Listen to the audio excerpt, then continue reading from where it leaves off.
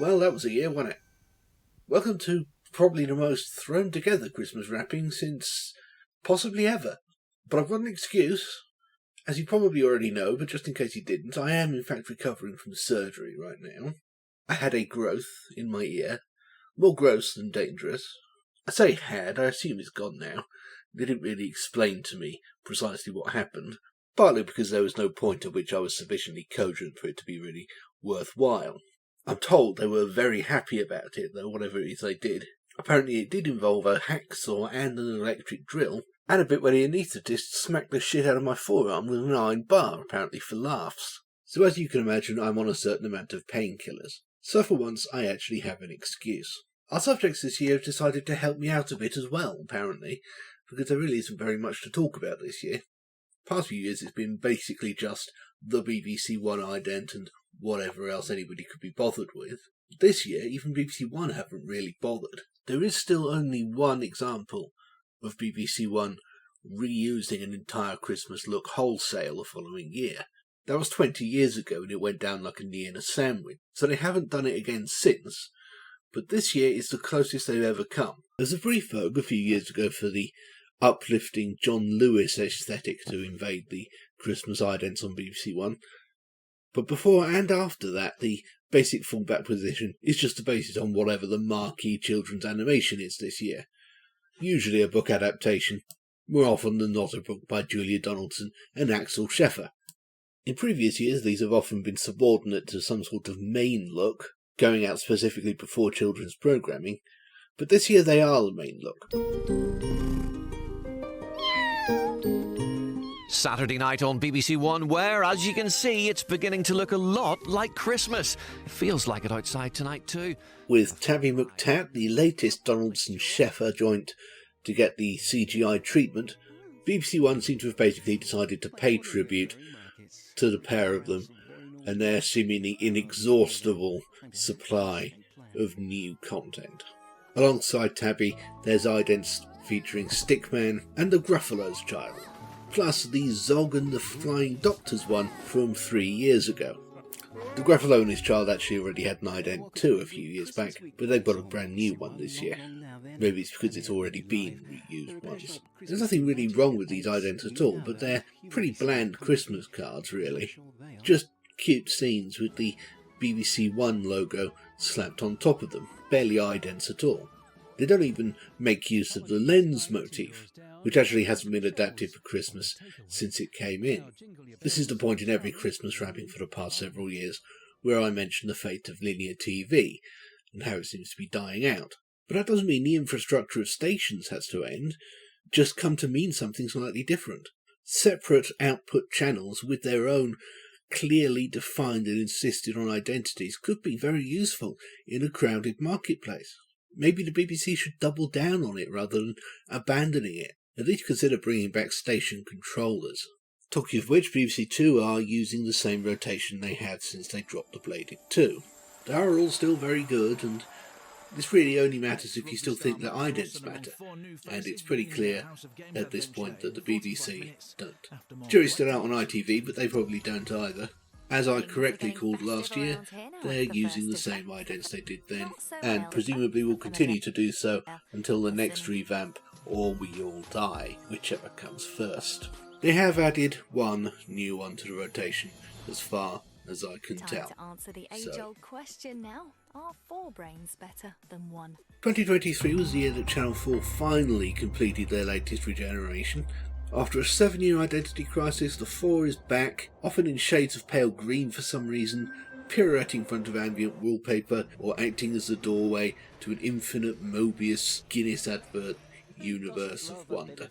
As usual, they've created an ident for their special children's presentation, an adaptation of Judith Kerr's Mog's Christmas. Denise Van Outen delves into the heart of the holiday season to unwrap some sparkling savings on all our favourite festive treats. Christmas secrets of supermarket own brands, this Monday at 8 on Channel 4. But with the new aesthetic, it also means an end to Sprout-based humour and some brand new utility idents for the likes of The Simpsons. and very charming they are too. I don't even mind the fact that I'll be seeing them for the next several years. So Channel 4 basically win Christmas this year, but I want to shout out to Channel 5 as well. Mostly they've gone for their usual wrapping paper motif, but they've also got this fun little Christmas on the Farm tie-in thing. I have no idea what Christmas on the Farm is. Please, please God, do not tell me.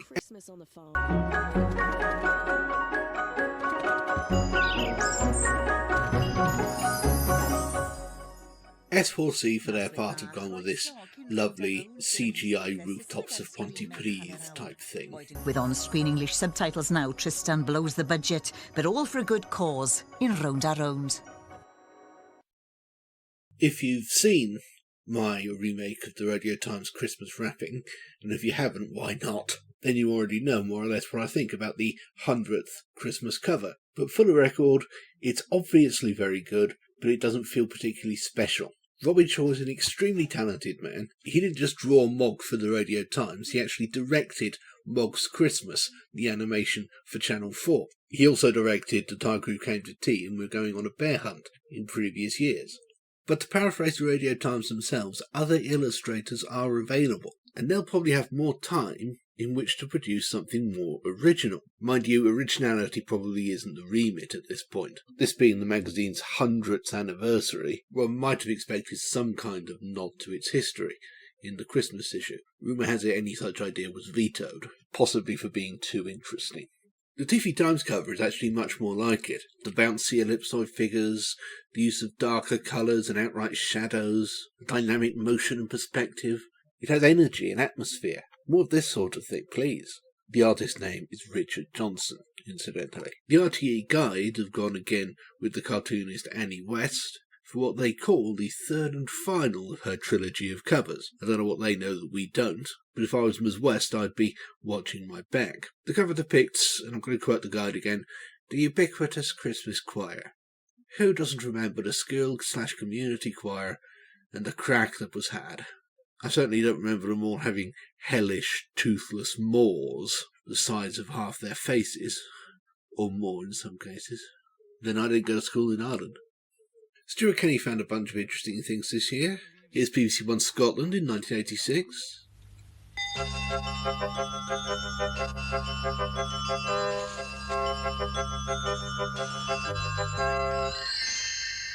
Something about this reminds me of the anaesthetic. It's more like an unfamiliar European VHS rental label than anything BBC One would associate itself with. Still classier than this, though. Well, now on Scottish, George Lazenby as James Bond on Her Majesty's Secret Service. That was in 1995. Mind you, 5 years earlier in 1990, they had this nightmare surrealist disco.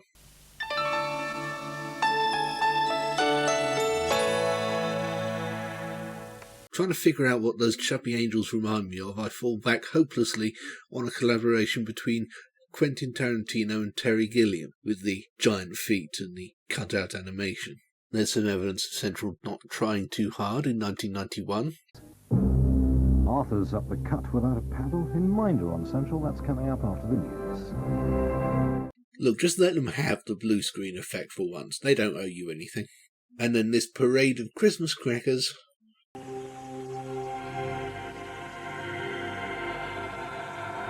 Is really what amounts to the last Christmas on Granada ident. It's from 1998, and by the end of the following year, everything would have gone ITV Hearts generic, and although that didn't really catch on, they never did go back.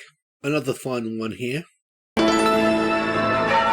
We're just 5 minutes away from BBC Scotland's Hogmanay party in Edinburgh. That's after a moment's timely reflection with an old friend. Not actually the last Hogmanay ident, but the last for a long time, because all regional ident variations were scrapped as part of the 1997 BBC relaunch. This one managed to slip the net and go out in 1998. Possibly it was already being worked on. Maybe it took that long to render in those days. Finally, prefiguring what S4C are doing this year in CGI, here's a resolutely lo-fi, cel-animated version of the same basic rooftops of Pontypridd idea for BBC Cymru Wales in 1980. All of the staff here at Llandaf and out at the transmitters would wish me, I'm sure, to extend to you on their behalf our very best wishes for a happy and blessed Christmas. And that just about wraps it up, really. Thanks to Chris Oakley, as usual, for making the title sequence. Thanks to Glenn Rubin for some absolutely jaw-dropping research work this year. You don't know the half of it. Thanks to Stuart Kenny for finding all of this bollocks and bringing it to my attention. Thanks to anyone I forget to thank because I'm a dumbbell. Thanks to Treliske Hospital for not naming the wing I was in after the Foreign Secretary. Thank you to each and every one of you for listening and watching and continuing to listen and watch. Remember, every Christmas is last Christmas. My ear hurts. Peace out. Christmas without you, can't fool me, I know it's true. Merry Christmas, Merry La La.